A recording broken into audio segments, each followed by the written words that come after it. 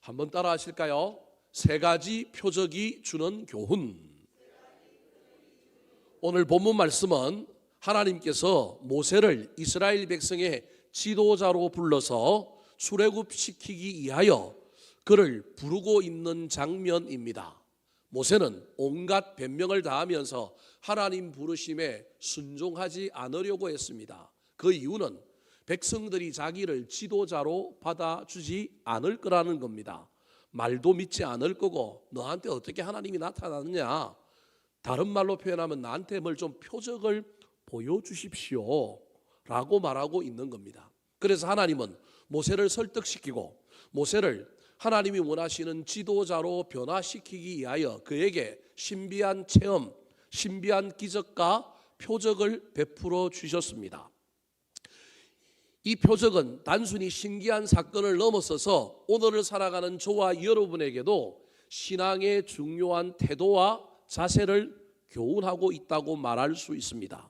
오늘 본문 말씀을 살펴볼 때 은혜 받고 이 세 가지 표적이 의미하는 바가 무엇인지를 깨닫게 되었을 때 저와 여러분도 이 표적에 담겨 있는 신앙의 의미, 신앙의 태도와 자세를 붙들고 남은 인생 더 멋지고 아름답게 하나님의 부르심에 순종하며 살게 되기를 우리 구주 예수 그리스도의 이름으로 축원합니다. 자, 그렇다면 하나님께서 모세를 부르시기 위하여 베풀어 주셨던 세 가지 표적에는 어떤 의미가 담겨 있을까요? 첫 번째 표적에 담겨 있는 교훈입니다. 따라 하시겠습니다. 하나님의 지팡이를 잡아야 합니다. 지팡이는 많은 사람들이 의지하고 있는 것을 의미합니다. 모세는 지금 목동입니다. 목동의 손에는 무엇이 들려 있느냐 하면 지팡이가 들려 있습니다. 양을 치기 위하여, 늙은 몸을 의지하기 위하여 반드시 필요한 것이 무엇이냐 하면 지팡이입니다. 하나님께서는 모세가 들고 있는 그 지팡이를 통하여 모세를 변화시키고 준비시키는 작업을 하셨습니다. 첫 번째 이적을 한번 살펴볼까요? 2절과 3절 말씀입니다. 시작.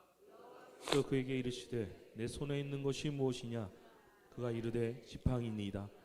여호와께서 이르시되 그것을 땅에 던지라 하시매 곧 땅에 던지니 그것이 뱀이 된지라. 모세가 뱀 앞에서 피하매 들고 있는 지팡이를 땅에 던지라 그랬는데 던졌더니 뭐가 됐느냐 하면 뱀이 되었다라고 하는 것이 첫 번째 기적이요 표적입니다. 오늘을 살아가는 저와 여러분은 어떤 의미에서 우리는 지팡이가 없으면 하루도 살 수 없는 존재일 수도 있습니다. 노인들만 지팡이를 짚고 있는 것이 아니라 오늘을 살아가는 현대 모든 인생은 자기 나름대로 자기가 의지하는 것들이 있습니다. 학벌, 미모, 연고, 돈, 소유, 수많은 지팡이를 우리도 모르는 사이에 가지고 있습니다. 모세도 지금 지팡이를 가지고 있는데 이 지팡이는 보잘것없는 지팡이입니다. 80세 된 노인이 자기 몸을 의지하고 있는 지팡이일 뿐만 아니라 양을 칠 때 양을 다스리는 작대기와 같은 지팡이를 가지고 있습니다. 사람 눈으로 볼 때 참 보잘것없는 지팡이지만 모세에게 이 지팡이가 없으면 큰일 납니다. 사랑하는 성도 여러분, 여러분의 인생에 여러분은 지금 어떤 지팡이에 의지하여 살아가고 있습니까? 남편이 지팡이입니까? 아내가 지팡이입니까? 여러분이 가지고 있는 어떤 은사, 달란트가 지팡이입니까? 지팡이가 나쁜 것은 아닙니다. 그런데 오늘 본문에 하나님께서 지팡이를 던지라고 하는 명령에 모세가 순종하였더니 그 지팡이가 좋은 것이 된 것이 아니라 뭐가 되었다고요? 뱀이 되었다라고 하는 이 이야기는 어떤 의미가 담겨 있을까요? 사랑하는 성도 여러분, 문자 그대로 담겨 있는 이 지팡이는 바로를 의미합니다. 뱀은 애굽의 상징이기 때문에 그렇습니다. 그래서 뱀의 꼬리를 잡았을 때 다시 지팡이가 되는 이야기를 통하여 모세에게 너 능력이 있어서 나중에 누구 이길 거라고요? 바로를 이길 것이다 라고 하는 1차적인 의미가 이 표적 안에 담겨 있습니다. 뱀도 짚는 능력을 내가 너에게 주겠다. 너는 바로와 대적하여 이길 것이다 라고 하는 의미가 이 안에 담겨 있습니다. 그런데 한 끗을 더 뒤집어 놓고 보면, 까보면 그 안에 더 중요한 의미가 있습니다. 저와 여러분이 세상을 이기고 마귀를 이길 수 있지만 이기기까지 저와 여러분이 해야 할 일이 있는데 그것이 무엇이냐면 하나님께서 내가 그토록 쥐고 있던 지팡이를 뭐 하라 그래요? 던져라고 하는 것에 첫 번째 주안점이 있습니다. 사랑하는 성도 여러분, 여러분이 의지하는 것을 내려놓고 던질 수 있습니까? 던졌는데 그게 좋은 것이 되면 얼마나 좋겠습니까? 던졌는데 뭐가 됐다고요? 뱀이 되었습니다. 얼마나 놀랐으면 자기가 평생 의지하던 그 지팡이가 뱀이 되자 놀라서 뭐 했다고요? 피했다라고 설명하고 있습니다. 여러분, 이 이야기가 우리에게 주는 또 다른 의미는 어떤 것이 있을까요? 지팡이 자체는 나쁜 것이 아닙니다. 은사, 실력, 경험, 돈, 재산 다 지팡이입니다. 저와 여러분이 여기에 기대고 삽니다. 이게 있어야 저와 여러분을 보호해 줍니다. 그런데 이 지팡이가 하나님이 없으면 뭐가 될 수 있다고요? 뱀이 될 수 있다는 사실을 잊어버리면 안 됩니다. 지팡이가 나쁜 건 아닙니다. 어떤 지팡이여야 된다, 좋은 지팡이를 들어야 된다는 의미가 아닙니다. 지팡이 자체는 괜찮습니다. 어떤 지팡이든지 처음 시작할 때부터 뱀인 지팡이는 없습니다. 그 지팡이는 나의 의지가 되고 나의 위로가 되고 나를 안위하고 나를 좋게 인도합니다. 물질이, 재능이, 재산이, 학력이, 저와 여러분이 가지고 있는 실력이 나의 지팡이로 나를 보호해주고 나를 위로하고 나를 이끌어줍니다. 얼마나 좋습니까? 그런데 그 지팡이에 누가 없으면, 하나님이 없으면 그 지팡이가 어느 순간에 뭐가 될 수도 있다고요? 뱀이 될 수 있다는 사실을 기억하시기 바랍니다. 나의 지위가, 나의 세상의 성공이, 내 부가 나를 위로하고 나를 인도하고 나를 보호하지만 어느 순간에 그것이 뭐가 될 수도 있는 존재라고요? 뱀이 될 수도 있는 존재다라고 하는 것을 잊어버리면 안 됩니다. 그러면 뱀이 되지 않으려면, 내가 가지고 있는 지팡이, 내가 의지하고 있는 지팡이가 뱀이 되지 않으려면 어떻게 해야 될까요?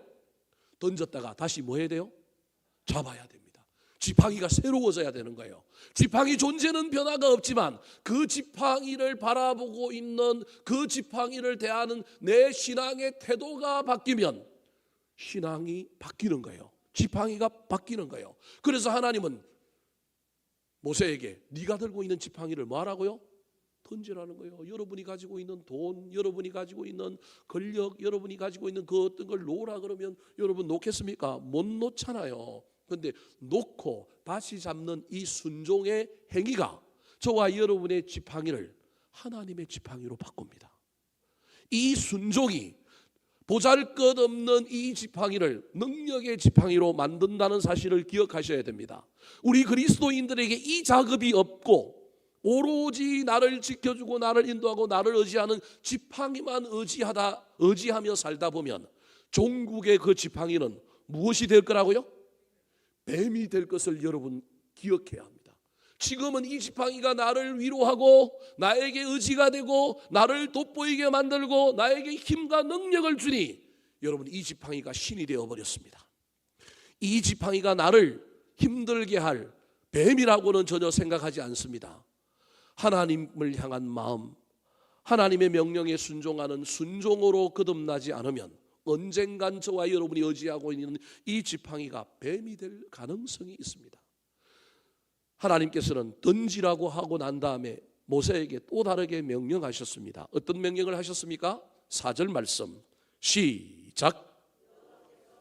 이르시되 내 손을 내밀어 그 꼬리를 잡으라. 그가 손을 내밀어 그것을 잡으니 그의 손에서 지팡이가 된지라. 지팡이를 던지라고 하는 명령도 순종하기 어려운데 뭘 잡으라고요? 잡으라는 거예요. 뱀을 잡으라는 거예요. 잡은데 어디를 잡으라고요? 꼬리를 잡으면 어떻게 될까요? 뱀이 물면 어떻게 될까요? 죽지요. 그래서 뱀을 잡으려면 굳이 어디를 잡아야 돼요? 머리를 잡아야 뱀을 제압할 수 있지 않겠습니까? 무슨 말입니까? 네가 하나님께 순종할 수 있느냐? 세상의 생각과 이성과 세상의 논리로는 뱀을 잡을 때는 머리를 잡아야 되는데 내가 네게 명령하노니 너 꼬리 한번 잡아볼래? 그때 순종할 수 있느냐가 저와 여러분이 가지고 있는 지팡이를 뱀이 아니라 하나님의 지팡이가 되게 만든다는 사실을 기억하시기 바랍니다. 우리는 흔히 어떤 일은 좋은 일이고 어떤 일은 나쁜 일이라고 이해합니다. 어떤 지팡이는 좋은 지팡이, 어떤 지팡이는 나쁜 지팡이라고 얘기합니다. 목회하는 제가 목회가 힘들 때마다 하나님 앞에 하나님 나한테 좀 좋은 지팡이 주셔서 능력의 지팡이를 주십시오. 그래서 나도 안수하면 교인들이 낫고, 나도 안수하면 교인들에게서 귀신이 떠나가고, 나도 기도하면 영역이 있어서 그들의 심중이 보이고, 나도 새로운 지팡이 하나 주세요. 그랬더니 하나님이 뭐라고 하시는지 아십니까? 모세에게 하나님께서 새 지팡이 안 줬대요. 무슨 지팡이였다고요? 가지고 있는 지팡이였대요. 그 지팡이를 하나님께서는 순종을 통하여 뭘로 바꿔주셨다고요? 하나님의 지팡이로 바꿔주셨다라는 거예요. 나는 새 지팡이 달라 그러는데 하나님은 네가 가지고 있는 은사, 너의 직업, 너의 삶의 현실에서 능력이 부족하고 돈이 부족하고 성공이 부족하냐? 순종을 한번 해봐라. 던지고 한번 잡아봐라. 네 생각 내세우지 말고 순종하는 일을 통하여 지팡이가 주인이 아니라 하나님이 주인 되게 만들어봐라. 어떤 지팡이가 옳은 지팡이가 아니라 하나님의 명령에 순종하여 던 지팡이가 옳은 지팡이지, A, B 지팡이 둘 중에 어느 것이 옳은 건 없다라는 겁니다. 우리 하나님은 순종하여 그 일을 하면 그 일이 옳은 일입니다. 어제는 이 일이 옳은 일이었지만 오늘은 이 일이 옳을 수도 있습니다. 왜냐하면 하나님에 따라서 그것이 달라지는 것을 우리는 믿는 사람이기 때문에 그렇습니다. 모세가 던 지팡이는 똑같은 지팡이입니다. 그런데 그의 지팡이는 이제 옛날에 자기 자신을 의지하는 정도, 그저 그냥 양을 치는 작대기 정도의 지팡이가 아니라 이제는 순종함을 통하여 지팡이가 능력의 지팡이로 변했습니다. 출애굽기 4장 20절 말씀 시작. 모세가 그의 아내와 아들들을 나귀에 태우고 애굽으로 돌아가는데 모세가 하나님의 지팡이를 손에 잡았더라. 세 가지 표적을 경험하고 난 다음에 드디어 순종하여 이스라엘 백성의 지도자가 되어 출애굽을 일으키기 위하여 애굽으로 들어갈 때 똑같은 지팡이, 어제 들었던 지팡이를 들었는데 하나님은 모세가 든 지팡이를, 새 지팡이를 준 게 아닌데 무슨 지팡이를 들었다고 이야기하고 있어요? 하나님의 지팡이를 들었다. 똑같은 사람인데, 똑같은 환경인데 이제 능력이 나타나기 시작한 것은 지팡이가 바뀌어서 그런 것이 아니라 지팡이를 대하는 내가 바뀐 거예요. 내려놓으라 그러면 내려놓고, 집으라 그러면 집는 순종의 행위를 통하여 지팡이가 이제는 나의 지팡이가 아니라 하나님의 지팡이가 된 것입니다. 내 지팡이가 되다가 어느 순간 악한 마귀에게 사로잡혀 내 지팡이는 뱀이 될 수도 있는데 이제 하나님께 순종함으로 하나님의 지팡이가 되니 이 지팡이는 뱀이 되는 것이 아니라 능력을 행하게 되는 것입니다. 이후 모세는 이 지팡이를 가지고 바로의 궁전에 가서 10가지 재앙을 행할 때마다 뭘 사용해요? 지팡이를 사용해요. 출애굽하여 홍해를 육지로 가르고 지나갈 때도 무엇을 사용해요? 이 지팡이를 사용해요. 강야에서 반석에 생수를 낼 때도 무엇을 사용해요? 이 지팡이를 사용합니다. 지팡이가 바뀐 게 아닙니다. 똑같은 지팡이입니다. 사랑하는 성도 여러분, 여러분 인생에 지금 문제가 있습니까? 능력이 나타나지 않고 무슨 어려움들이 있습니까? 생각을 한번 바꿔보시기 바랍니다. 내가 이 지팡이가 하나님 대용으로 내가 의지하고 있지는 않은가? 하나님 이거 한번 내려놓으라 그러면 내가 내려놓을 수 있을까? 내 생각과 내 뜻과 달리 집으라 그러면 집을 수 있을까? 순종함으로 여러분이 가지고 있는 은사, 여러분의 처한 상황에 있는 그 모든 것들이 하나님의 지팡이로 바뀌는 놀라운 일들을 경험하는 저와 여러분이 되기를 예수님의 이름으로 축원합니다. 두 번째, 모세가 경험했던 표적에서 우리가 받아야 할 교훈은 무엇일까요? 따라 하시겠습니다. 은혜로 마음이 변화되어야 합니다. 첫 번째 이적이 지팡이가 뱀이 되었다가 다시 지팡이가 된 이적이라고 한다면, 두 번째 이적과 표적은 손을 품 안에 넣었더니 꺼내어 보았더니 문둥병 나병이던 손이 되었다가 다시 나병이던 손을 품에 넣었더니 꺼내어 보았더니 깨끗한 손으로 변하는 이적입니다. 이 이적이 우리에게 주는 의미는 무엇일까요? 6절 말씀 같이 한번 읽어볼까요? 시작. 시작. 여호와께서 그에게 이르시되 내 손을 품에 넣으라 하시매 그 손 품에 넣었다가 내어 보니 그의 손에 나병이 생겨 눈같이 된지라. 문둥병 나병은 성경과 이스라엘 백성들에게 최고로 악한 병입니다.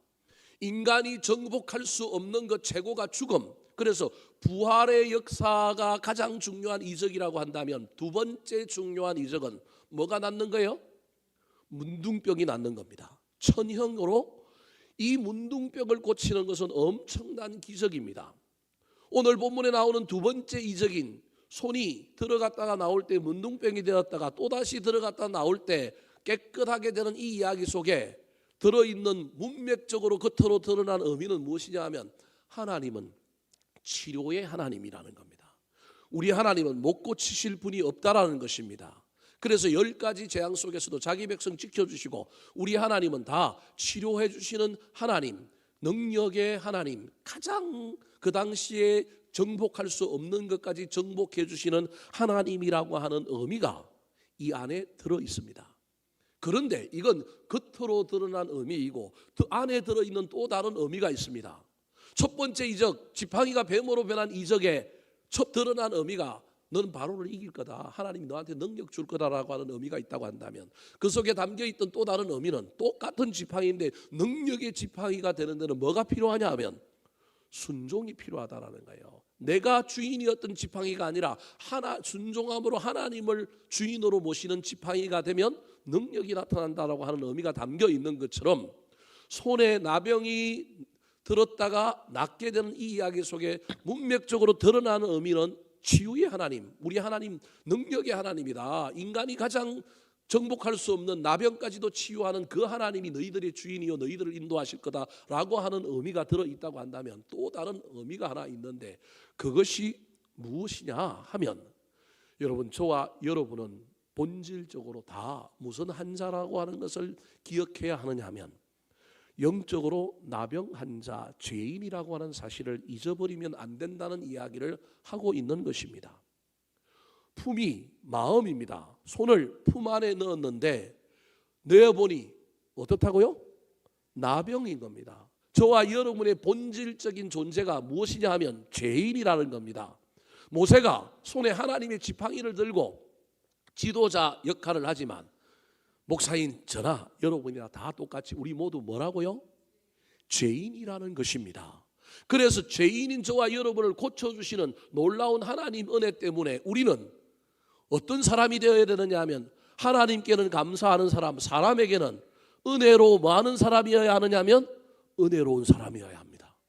지도자인 모세에게 하나님께서 이 놀라운 이야기를 통하여 하나님이 치유하시는 하나님인 동시에 우리의 본질이 영적 나병 환자이다라고 하는 것을 잊어버리지 말라는 것입니다. 그런데 손이 지금 깨끗하니 이 손에 하나님의 지팡이가 들려 있으니 얼마나 저와 여러분이 기고만장하고 교만해질 가능성이 많을까요? 목사인 제가 목회해보니 역할로 저를 하나님께서 교회의 목회자로 세워주셨지만 그래서 제가 하나님 좀 더 잘 안다고 여러분에게 설교를 하고 여러분 앞에서 여러분의 신앙을 지도하고 목양의 제일선에 서 있지만 본질적으로 저나 여러분이나 다 똑같이 뭐라고요? 우리는 죄인입니다.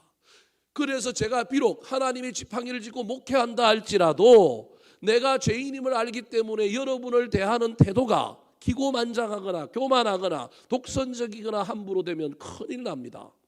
이 말씀을 준비하는 가운데 얼마나 제가 많은 마음의 찔림이 있었는지 모릅니다. 하나님께 모세에게 하나님의 손에 지팡이 들려주고 난 다음에 지금 두 번째 하고 있는 이야기는 이거구나. 네가 본질적으로 영적인 뭐라고요? 죄인 나병 환자라는 거 잊어버리지 말아라. 그러므로 너의 손은 능력을 행함과 동시에 너의 손은 은혜로워야 한다. 왜냐하면 하나님이 너를 구원해 주셨으니. 사랑하는 성도 여러분, 오늘날 한국교회뿐만 아니라 전 세계 기독교의 역사에 제일 잘못된 것이 무엇입니까? 유대인들이 먼저 믿어놓고도 잘못된 것이 무엇입니까? 자신들만 선택받고 자신들만 선민이라고 생각하고 모든 이방인들을 향하여 얼마나 정죄했습니까? 율법을 한다고, 하나님이 우리를 먼저 만나주셨다고. 여러분, 저와 여러분이 이 세상에 예수 믿으면서 혹시 세상 사람들을 향하여, 세상을 향하여 그런 잣대를 갖고 있지는 않습니까? 똑같은 죄인인데 우리가 죄인임을 아는 사람이고 세상에 있는 사람들은 자신들이 죄인임을 모르는 사람들이지 않습니까? 그러면 아는 사람이 모르는 사람을 좀 안다고 함부로 대하거나 이상하게 대하는 것이 아니라 그들의 연약함을 기억하고 우리가 그들에게 뭘 베풀어야 할까요? 은혜를 베풀어야 하지 않겠습니까? 그런데 은혜를 베풀지 않고 우리 손이 깨끗해졌다고 저와 여러분이 얼마나 교만하고 얼마나 함부로 행하고 있는지 모릅니다. 목사가 되었다고, 장로가 되었다고, 권사 안수집사가 되었다고 교회 안에서 저와 여러분이 더 은혜를 받았으면 나의 본질, 영적 나병 환자인 나의 본질을 깨닫고 저와 여러분의 손이 깨끗했으니 이 손으로 남을 정죄하고 판단하는 것이 아니라 이 손으로 은혜를 베풀어야 하지 않겠습니까? 그런데 저와 여러분은 어떻게 하고 있습니까? 이 시간에 나의 본질이 무엇인지를 알았으면 좋겠습니다. 그래서 예레미야 선지자가 우리가 죄인이라고 이렇게 표현하고 있습니다. 예레미야 17장 9절 10절 말씀입니다. 시작. 만물보다 거짓되고 심히 부패한 것은 마음이라. 누가 능히 이를 알리오마는 나 여호와는 심장을 살피며 폐부를 시험하고 각각 그의 행위와 그의 행실대로 부응하나니. 만물보다 거짓되고 심히 부패한 것이 저와 여러분의 마음이라는 거예요. 우리의 마음이 영적 나병이 가득한 곳이라는 거예요. 여호와는 심장을 살피고 폐부를 시험하시는 분이기 때문에 우리 마음에 있는 은혜와 겸손이 나타나지 않으면 우리 하나님께서는 우리의 행실대로 보응하고 갚겠다라는 겁니다. 사랑하는 성도 여러분, 저와 여러분의 본질, 영적인 나병 환자, 죄인이라고 하는 본질을 잊어버리지 않았으면 좋겠습니다. 그러나 그렇다고 저와 여러분이 여기에 너무 빠져서 정죄감이나 죄책감에 시달리지 말았으면 좋겠습니다. 오늘 본문에 여러분 두 가지 사건이 있었습니다. 하나는 뭐냐 하면 깨끗한 손인데 품에 들어가니까 뭐가 됐어요? 나병이 되었습니다. 나병인데 품에 들어가니까 뭐가 됐어요? 깨끗하게 되었습니다. 그러면 여러분 뭐에게 영향을 미친 거예요? 손이 마음의 품에 영향을 미친 거예요? 품이 손에 영향을 미친 거예요? 집에 가서 잘 생각해 보세요. 거꾸로 생각하면 골치 아픕니다. 여러분 지금 현재 모세의 마음이 영적 나병 환자와 같은 마음이었는데 자기가 하나님의 지팡이를 손에 들었다고 자기 손이 깨끗한 줄 자기 정체성 모르고 갔단 말이에요. 그런데 하나님께서 손 한번 넣어봐라 그랬더니 탁 보니까 이게 뭐예요? 나병이 들었다면 얼마나 놀랬겠어요. 얼마나 놀랬겠어요. 근데 하나님이 그거 다시 뭐 하라고요? 넣으래요. 여러분 우리는 성경이 이렇게 기록되어 있으니까 그냥 따라 하는데 말끔한 손이 이 안에 들어갔는데 나병이 되어서 나왔어요. 다시 넣으라 그러면 여러분 넣겠어요? 잘 생각을 한번 해봐요. 요강에 똥이 가득 들어있고 오줌이 가득 들어있는데 거기 보물이 있는 줄 알고 손을 딱 넣었는데 뭐가 묻어서 왔어요? 똥하고 오줌이 묻어 나왔어요. 근데 또 넣으래요. 넣겠어요? 여러분 지금 다 무엇에 대한 이야기를 하고 있느냐 하면 순종에 대한 이야기를 하고 있다는 사실을 기억하셔야 됩니다. 기록되어 있으니 순조롭게 그냥 우리는 아무나 하는 일이라고 생각하지만 실제 삶의 영역에 들어가면 저와 여러분 이 일이 쉽지 않아요. 하나님께서 지금 어떻게 하고 있냐면 순종하는 순간 내 마음을 영적 나병이 아니라 뭘로 가득 찬 상태로 만들어 주셨느냐 하면 은혜로 가득 찬 상태로 만들어 주셔서 나병이 안에 들어올 때 은혜는 나병을 뭐 하는 거예요? 고치는 거예요. 은혜가 없는 내 상태는 영적인 나병이라서 뭐가 들어오든지 간에 나는 그것을 뭘로 만드느냐 하면 나병으로 만드는 거예요. 사랑하는 성도 여러분, 지금 여러분의 마음은 어떤 상태입니까? 뭐든지 들어오면 나병으로 만드는 마음입니까? 뭐든지 들어오면 은혜로 만드는 마음입니까? 저와 여러분의 마음에 지금 무엇이 있는지를 살펴보시기 바랍니다. 주님이 나를 죄인인데도 불구하고 구원하여 주셨다라고 하는 사실을 아는 사람의 마음은 은혜로 가득 차 있어서 이 안에 아내가 남편이 돌팔매질을 던져도 이 마음은 은혜롭기 때문에 모든 것을 은혜롭게 만듭니다. 그런데 지금 현재 내가 이 손을 가지고 이 입을 가지고 이 삶을 가지고 재단하고 정죄하고 비판하고 비난하고 악평하고 원망하고 있는 순간 내 마음은 뭘로 변하고 있느냐 하면 영적인 나병으로 변하고 있다는 사실을 기억하시기 바랍니다. 어제 받은 은혜로 오늘을 살지 말고, 어제 내가 예수 믿었다고 오늘도 내가 예수 믿는다고 생각하지 말고, 날마다 하나님의 은혜에 감격하여 저와 여러분의 마음을 은혜로 가득 차게 만드시기 바랍니다. 하나님의 은혜가 내 마음을 바꾸어서 내 삶이 변화되는 역사가 일어났으면 좋겠습니다.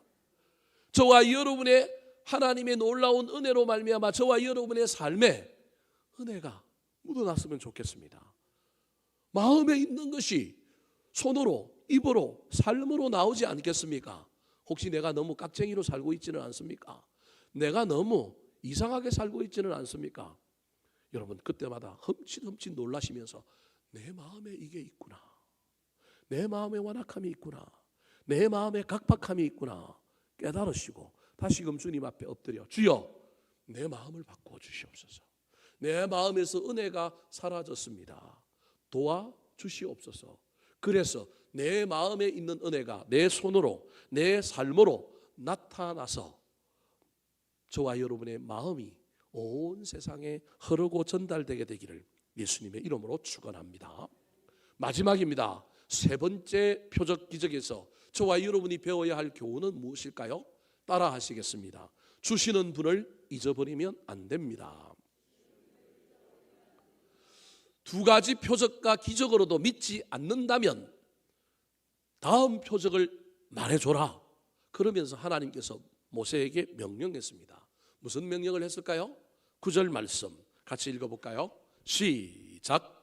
그들이 이 두 이적을 믿지 아니하며 내 말을 듣지 아니하거든 너는 나일강 물을 조금 떠다가 땅에 부으라. 내가 떠온 나일강 물이 땅에서 피가 되리라. 나일강에 물을 떠갖고 땅에 부어보라는 거예요. 그랬더니 그 물이 땅에서 뭐가 되었어요? 피가 되었습니다. 애굽 사람들, 오늘날 이집트인들에게 나일강은 그들에게 풍요를 갖다 주는 신입니다.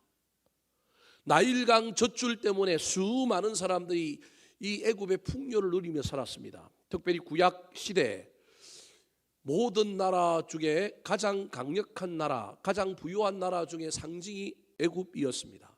그래서 지금도 애굽 사람들은 강을 신으로 섬깁니다. 하피라고 하는 신이라고 부르며 그 신을 섬깁니다. 모세가 이스라엘 백성들에게 10가지 재앙을 내렸을 때 그 10가지 재앙의 대상은 전부 애굽 사람들이 신으로 섬기고 숭배하는 대상들에 대한 심판이라고 할 수 있습니다.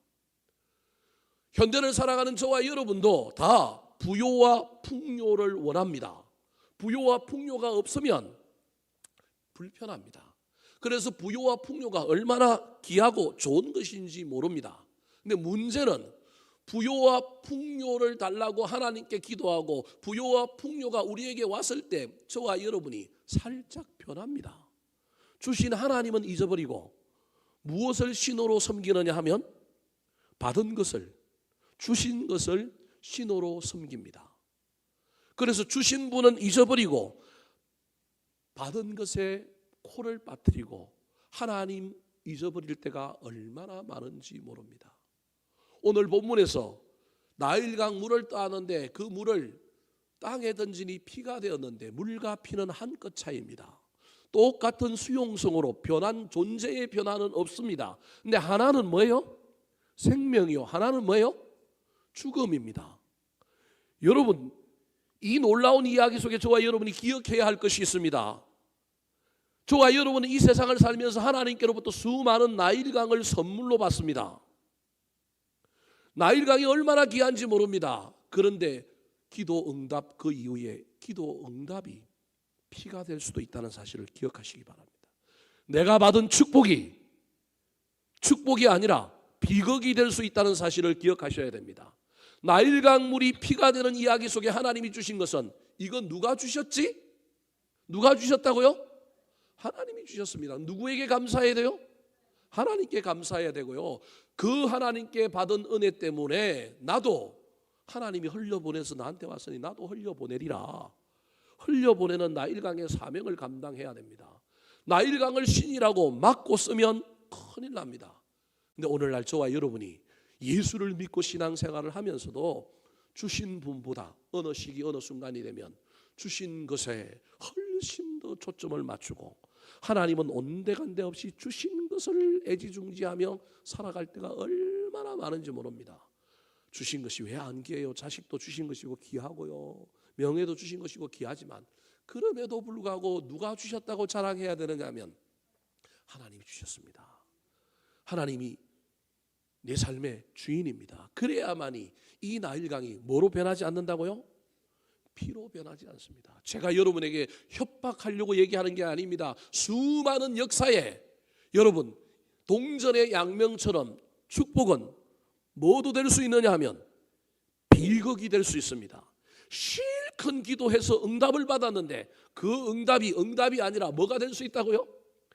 비극의 씨앗이 될 수 있다는 사실을 기억해야 됩니다. 이유는 간단합니다. 주신 분을 잊어버렸기 때문에 그렇습니다. 오늘날 이집트인들이 고민 가운데 빠졌습니다. 수많은 세계 정세를 보는 사람들이 또 다른 전쟁 하나가 일어날 가능성인데 그게 어디냐 하면 이집트와 에티오피아 사이에 전쟁이 일어날 거다. 지금 우크라이나와 러시아가 전쟁하고 있고요. 하마스와 이스라엘이 전쟁하고 있지만 하마스와 이스라엘 전쟁 때 저 가자 지구에서 이집트로 향하는 라파 문이라고 하는 문이 있어 거기를 들락날락 오고 갈 수 있고 물자도 들어갈 수 있는데 이집트가 옛날 같으면 지금 저 하마스와 이스라엘 싸울 때 저기 개입하거나 뒤에서 마쿠에 어떤 영향을 행사하고 싶은데 못해요. 이유는 간단해요. 누구 때문에 못하느냐 하면 에티오피아와 전쟁 때문에 지금 이집트는 정신이 없습니다. 무슨 말이냐 하면 이집트의 젖줄이 나일강인데 나일강이 어디로부터 흐르느냐 하면 수단과 에티오피아로부터 흘러요. 지류가 두 개인데 즉 에티오피아에서 흐르는 지류가 청나일강이라고 하는 지류고 또 다른 지류가 수단, 남수단을 통해서 흐르는 지류가 있는데 이게 수단에서는 한쪽은 어디로 내려가느냐 하면 이집트로 내려가고 한쪽은 어디로 가느냐 빅토리아 호수로 이 물이 내려가는 거예요.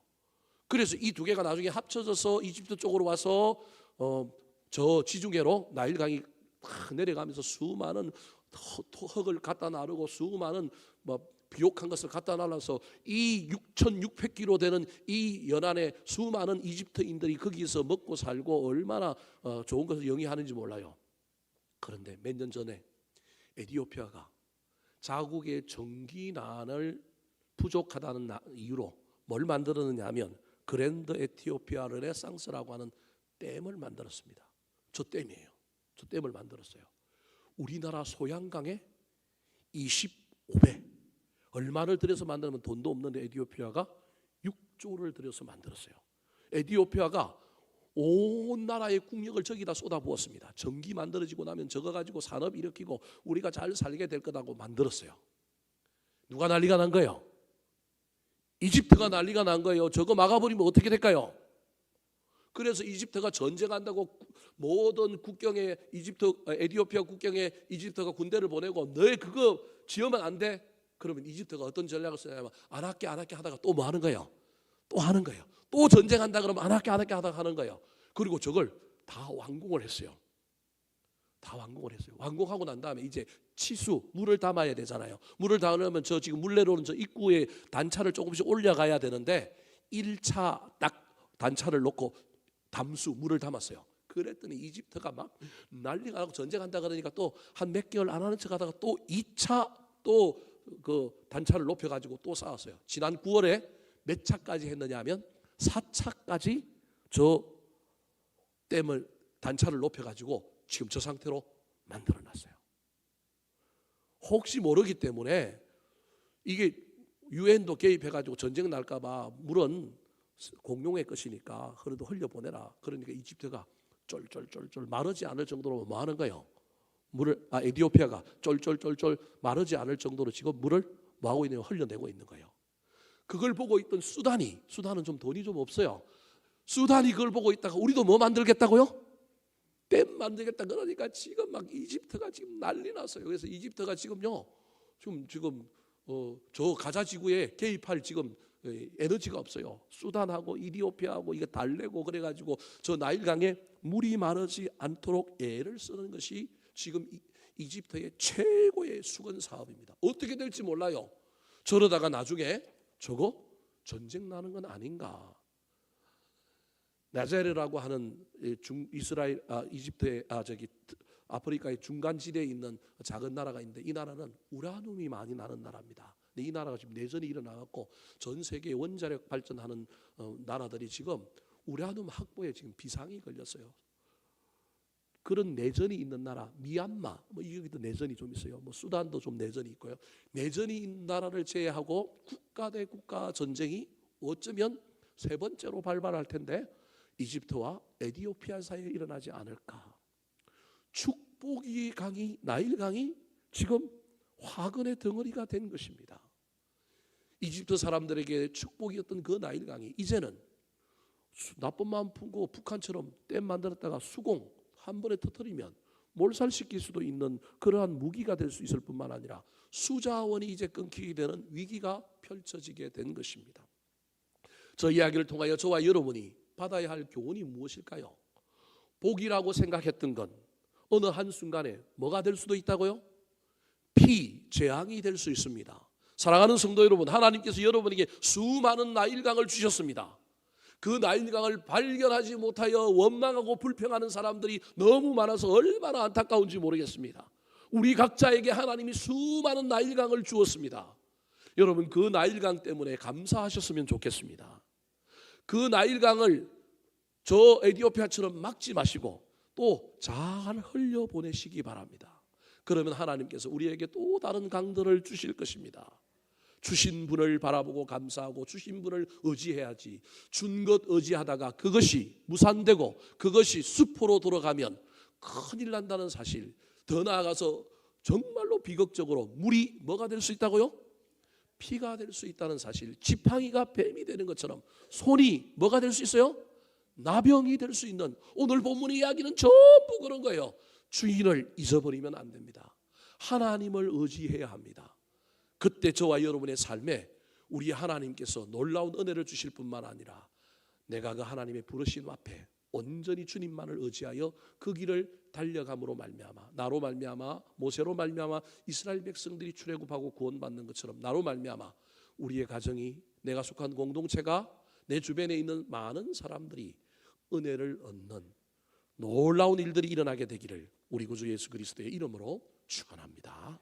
한번 따라 하실까요? 세 가지 표적이 주는 교훈. 하나님의 지팡이를 잡아야 합니다. 은혜로 마음이 변화되어야 합니다. 주시는 분을 잊어버리면 안 됩니다.